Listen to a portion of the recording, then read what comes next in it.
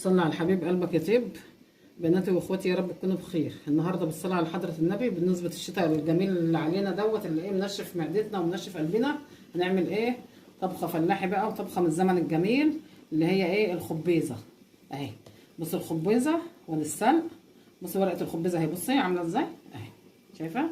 دي بس بنقطع ايه الورقه بتاعتها كده. انا مقطفاها وغسلاها ومنضفاها ومخليها زي الفل ماشي، بس مخليها دول معاكم تشوفوهم اهو. ادي الخبيزه، دي الخبيزه اهي، نقطعها كده. هي الورقه دي بس ايه اللي بتتقطع اهي، بس كده نغسلها ومخليها زي الفل اهو كده. مخليها دول ايه اقطعهم معاكم. بصي وورقه السلق اهي، بس كده تسلقيها كده اهي، بس كده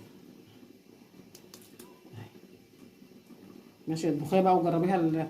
الخبيزه دي احلى من السبانخ. جربيها كده، طبيخ الشتا كتير وجميل وزي الفل.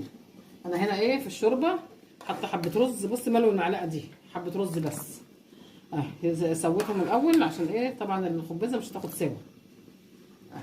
وحاطه ايه حبايه قوطه وبصلايه بس كده. حبه الشوربه غليوا ونحط بقى ايه الخبزه.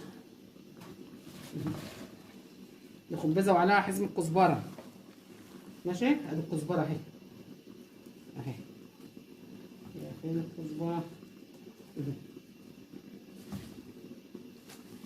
على حزمة كزبرة اهي اهي، كزبرة اهي نقطعها كده حطيها، يعني كزبرة وسلق ماشي، وحباية طماطم وبصلاية. وبص تقول الحلة مليانة دلوقتي ايه هتهبط خالص. اطبخيها كده وجربيها، طعمها جميل. لو جربتيها ودقتيها مش هتطبخي السبانخ تاني، طعمها احلى من السبانخ.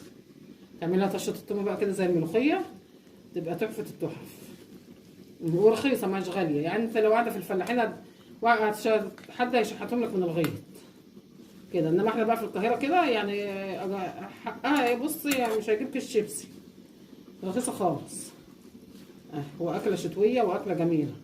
تاخد الطبق كده قدام التلفزيون بقى يدفي، ينزل بصي مش ينزل على المعده، ينزل على القلب، يدفي القلب كده على طول اهو.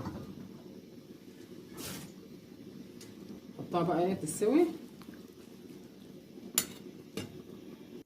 حبايب قلبي كده. الايه الخبزه استوت خالص اهي، شايفه؟ استوت خالص. عندك انت بلندر بقى تروحي ايه وهي سخنه كده تروحي ضرباها. انما لو ما عندكيش تخافي على خلاطك زي ما انا خايفه كده على خلاطي. بصي بردت خالص، اروح احطها ايه، احطها في